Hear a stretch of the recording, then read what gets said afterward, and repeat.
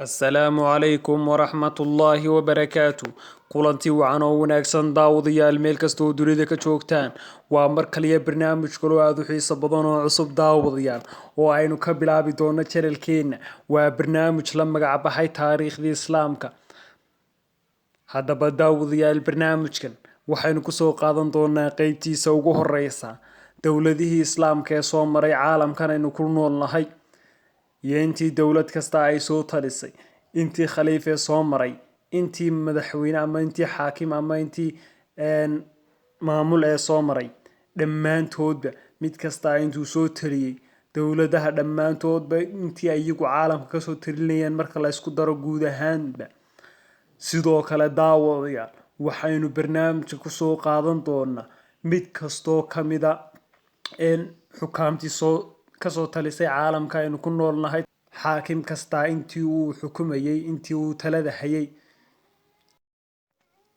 haddaba daawadayaal haddaynu ku horeyno dawladii ugu horeysay horta waxaa dhidibada u taagay marka guud ahaan laga hadlayo nebiga calayhi salaatu wasalaam. dhimashadii nebiga sallallahu calayhi wasallam kadib muslimiintu waxay bilaabeen in ay madax samaystaan. haddaba dawladii ugu horeysay waxay ahayd dawladii khulafaa ur-raashidiin oo uu bilaabay abubakar sidiiq oo ka bilaabay sanadii 11 hijriyada oo hayay ilaa iyo sanadii 13 hijriyada. abubakar markuu dhintay waxaa muslimiinta madaxweyne u noqday cumar bin khadaab oo isna ka bilaabay 13 ilaa 23 hijriyada. waxaa cumar bin khadaab kadib talada qabtay muslimiinta cusmaan bin cafaan oo isna ka bilaabay 23 hijriyada ilaa 35 hijriyada. waxaa markii cusmaan bin cafaan uu dhintay talada muslimiinta qabtay cali bin abi talib oo ka bilaabay 35 ilaa 40 hijriyada. waxaa markii cali dhintay kadib talada muslimiinta qabtay inankiisi xasan bin cali oo ka bilaabay 40 hijriyada ilaa 41 hayay. guud ahaan marka la isu geeyo khulafaa ur-raashidiin intay ka talinayaan la soo qaato 4 khaliif iyo xasan bin cali la isku daro waxay ka talinayeen guud ahaan ama muslimiinta ay u talinayeen oo ay madax u ahaayeen 30 sano laga soo bilaabo 11 ilaa iyo 41 hijriyada. dawladii labaad ee islaamku waxay ahayd dawladii la odhan jiray dawlatul umawiya. waxaana kasoo taliyay 14 xaakim. waayahay madaxweynihii ugu horeeyay ama xaakimkii ugu horeeyay waxa uu ahaa mucaawiya bin abi sufyaan. ilaahay ha ka raali noqdee saxaabigii aadka u qaaliga ahaa ayaa bilaabay dawladdaas. dawladdani waxay ahayd dawladii ugu horeysay ee bilowda nidaamka la yidhaa isdhaxlidda. yacni inuu qof tusaale madaxweyne ayaa waddanka u taliya. madaxweyne markuu dhinto cidda familigiisa ayaa wax dhaxlaysa ama carruurtiisa oo waxweeyaan noqda ama cid kale oo isagu waxwey markaa u dardaarmo. markaa dawladii ugu horeysay bilowday. waxaana lambar 1 ka ahaa oo bilaabay mucaawiya bin abi sufyaan oo talada muslimiinta qabtay 41 hijriyada ilaa iyo 60 hijriyada. sanadka uu qabtay mucaawiya bin abi sufyaan waxaa la odhan jiray sanadkii caamul jamaaca. sababta loogu bixiyana waxay ahayd xasan bin cali oo isagu xilka uga degay mucaawiya bin abi sufyaan si ay muslimiintu u midoobaan. kadibna sanadkaas ayaa loo bixiyay sanadkii midowga. waxaanu talada hayay 41 ilaa 60 hijriyada. waxaa ku xigay yaziid bin mucaawiya oo ahaa wiilkiisii oo isna qabtay xilka 60 ilaa iyo 64 hijriyada.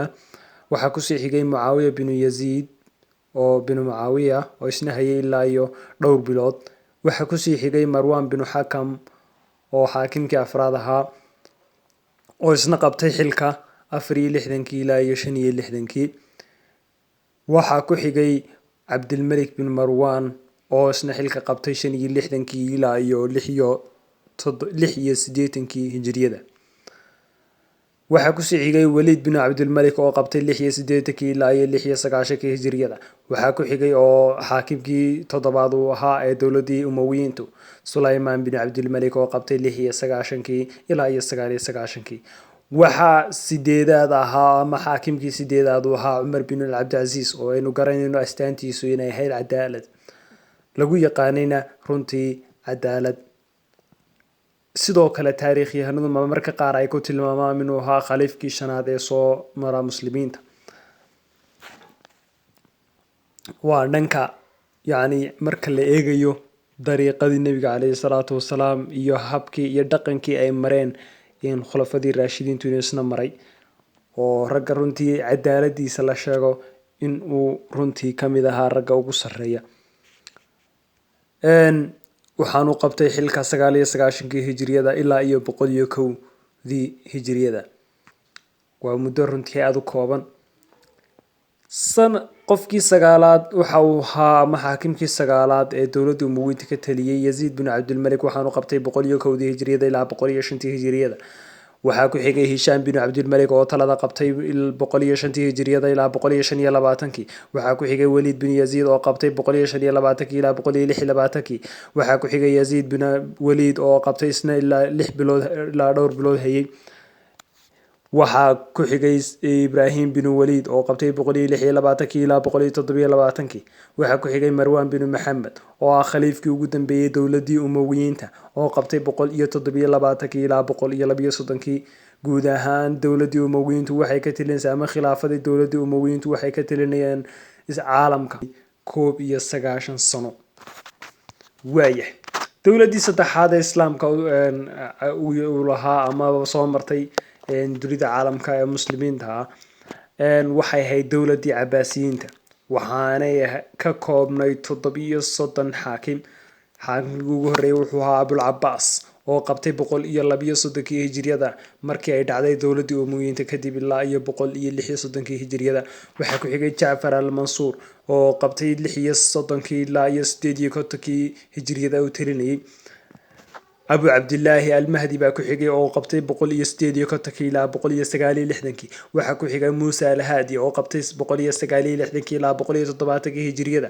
waxaa ku xigay Haaruun al-Rashiid oo ah khaliifkii shanaad ee dawladii cabaasiyiinta oo qabtay 170 hijriyada ilaa iyo 193 hijriyada ayuu talinayay. waxaa ku xigay al-Amiin bin Haaruun oo qabtay isna talada 193 ilaa 198 hijriyada. waxaa ku xigay Maamuun bin Haaruun oo 198 ilaa 118 hijriyada hayay.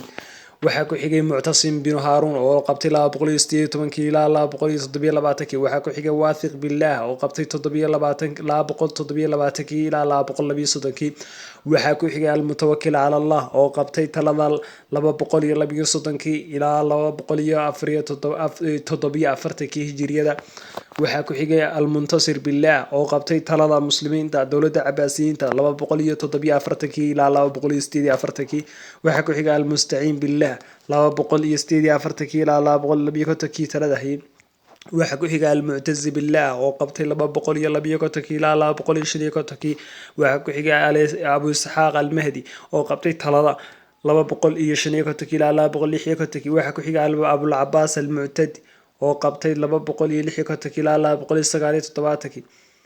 haddii aynu soo koobno daawadayaal maadaama waqti fara badan ay runtii ka qaadanayeen Mu'tadi billah baa ku xigay, Muktafi billah baa ku xigay, Al-Muqtadir billah baa ku xigay, Abulfadli baa ku xigay, Al-Mansuur al-Qaahir baa ku xigay, Raadi billah baa ku xigay, Abulcabaas baa ku xigay, Mudiic ilaa ay laga soo gaarayo Muctasim billah oo qabtay talada muslimiinta 640 ilaa 656 hijriyada. waxay dawladii cabaasiyiintu ka talinaysay islaamka 524 sano. dawladii afraad ee muslimiinta soo marta waxay ahayd dawladii Cuthmaaniyiinta. dawladii afraad ee muslimiinta soo martay waxay ahayd dawladii Cusmaaniyiinta. waxaana soo maray 37 suldaan. waayahay daawadayaal haddaba kii ugu horreeyay ama xaakimkii suldaankii ugu horreeyay dawladda Cusmaaniyiinta wuxuu ahaa Suldaan Cusmaan al-Ghazi ibn Erdogan oo qabtay 698 hijriyada ilaa iyo 726 hijriyada.